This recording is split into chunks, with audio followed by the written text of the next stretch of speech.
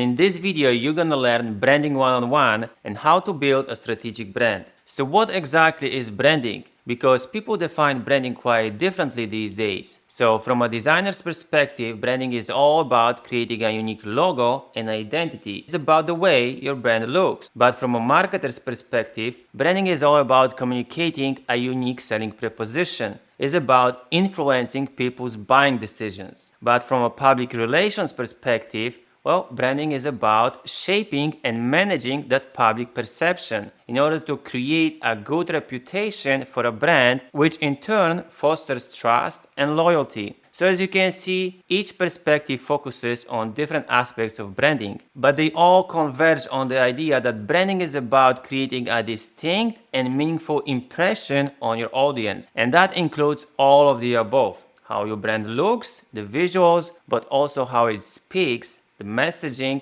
and also how you conduct the business. All of which works together to create a certain feeling about your brand in the minds of your target audience. So you should be very intentional with how you brand your business. Now, branding can be divided into three basic phases: brand strategy, brand story, and brand identity. And we are going to talk a bit about each, but first, let's understand why branding is so important these days for basically any kind of a business. So whether you are selling products or offering services, you need a brand.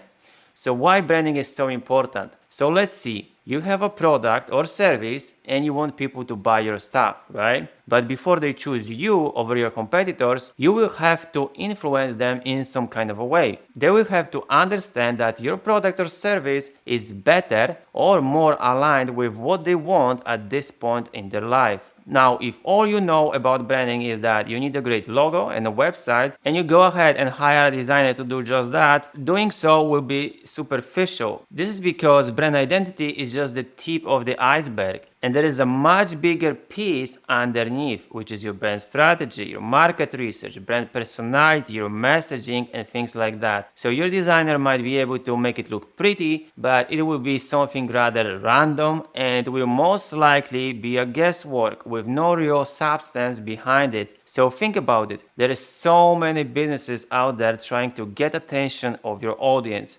and they will be willing to do much more than just getting a pretty logo and a website. They will really try to leverage all of that to be more intentional with what they do and how they do it, so that they can increase their chances of success. And they will try to understand their audience's wants and needs and what their problems are, and they will try to position their product or service so that they are able to connect with them on a deeper level, rather than just looking nice. So that's why you need to create your strategy first, and then you also need to create appropriate messaging, and then and only then you'll be able to design a relevant identity, and all of which must work together to create a cohesive brand image. So just to sum up, if you just get a random logo and a website with some generic copy, you will likely have a hard time selling anything because your audience won't see much difference. They won't see your brand as anything special. So why would they choose you over your competitors? Okay, so now I will show you how to actually do that, how to be more intentional and deliberate with your branding. Okay, so I divide branding into three basic phases: brand strategy, brand story, and brand identity. So the first phase is brand strategy, and this provides the foundation for who you are, what you offer, and how to communicate that. Okay, so the first part of your strategy is your brand core. And at the core of your brand is your purpose, vision, and values. So let me give you a quick overview of each. And by the way, at the end of this video, I will give you more resources so that you can actually put this into practice, okay? Okay, so your brand purpose simply states your reason for existing beyond just making a profit. So why do you need that? Because nowadays people want to engage with genuine and authentic brands. So they want to know that you stand for something, that you actually care to deliver, and you are not here just to make a quick buck and then disappear tomorrow. In fact, more and more customers are now happy to pay a premium for ethical and purpose-driven brands. And a great example here would be Tesla. They believe in clean and sustainable energy and saving our planet. And this is articulated in their purpose statement that reads, to accelerate the world's transition to sustainable energy. And this is not just some fluff, because if you actually hear Elon speak, he often emphasizes that. They also talk about that on their website, and so people consciously or subconsciously understand and connect with that purpose. Okay, now second thing under the brand core part is your brand vision. And your vision is your ambitious goal for the future. And of course, it's connected to your purpose, right? So it basically talks about the end goal, where you are heading as a brand, what's the destination. And this will help your audience to understand where you want to take them. But it will also drive your team internally. And a great example here would be Southwest Airlines with their vision statement that reads, to be the world's most loved, most efficient, and most profitable airline. Remember I said earlier that design should be rooted in your brand strategy? And that's why they have a heart as the symbol in their logo. So it all creates a cohesive brand image, right? Okay, so now the last thing in this part is about your brand values. And again, it will stem from your purpose and your vision, so it's all interconnected. And your values are all about how you do things. So it's about coming up with some principles on how you will run your business,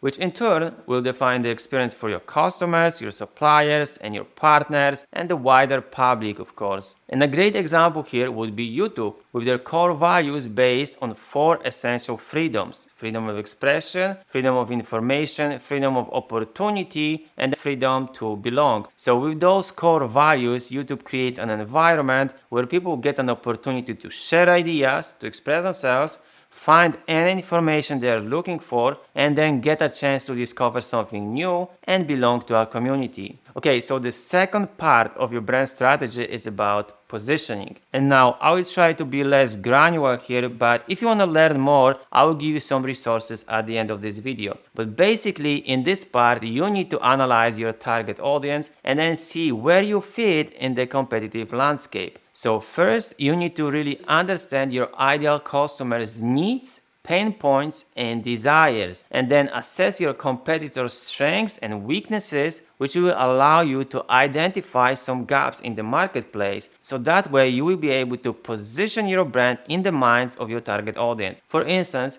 if we take the automotive space as an example, Volvo's positioning revolves around safety. They are primarily committed to safety and testing, but BMW, on the other hand, has positioned itself as high performance. And so with their tagline, the ultimate driving machine, they aim to provide that superior driving experience. But Mercedes positioned itself as high-end luxury. So it's for people who want status and superior German engineering. And Jeep, on the other hand, has positioned itself as durable off-road vehicles. And so the brand speaks to those seeking outdoor adventures and freedom. And so in this part, you would also define your marketing goals, and you will think through communication channels and your brand touch points in order to be able to bring that positioning to life.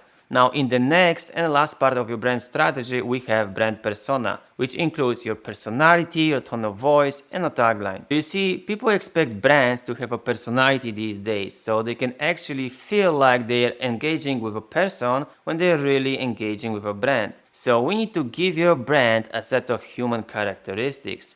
For example, Harley-Davidson has a rugged, rebellious personality, synonymous with the spirit of freedom and the open road, and here you can leverage brand archetypes. So Harley is a rebel or an outlaw archetype, and similarly with Jeep. But Rolex, on the other hand, has a personality of a successful and accomplished man or woman, right? And so it's a ruler personality that seeks luxury and elegance and status and so on. Now, your tone of voice basically supports your personality and is an extension to it. And so it goes deeper into defining some guidelines for how you want to sound to others. And then finally, we have your tagline, which kind of encapsulates all of that in just one simple phrase. So it's like a mantra. For example, Nike's Just Do It slogan exudes energetic, hardworking, and driven personality of an athlete. So that's your brand strategy in a nutshell. And once you get clarity in all of these elements, then the next step would be to work on your brand story. And having your story written on one page or one whiteboard will serve you as a copy source for every marketing collateral you work on. You will be able to write a copy for your website, your emails, ads, and basically any other piece of communication. And there are different storytelling frameworks out there, but I divide it into 3 simple parts with 2 steps in each. So basically, every story starts with a hero who wants something,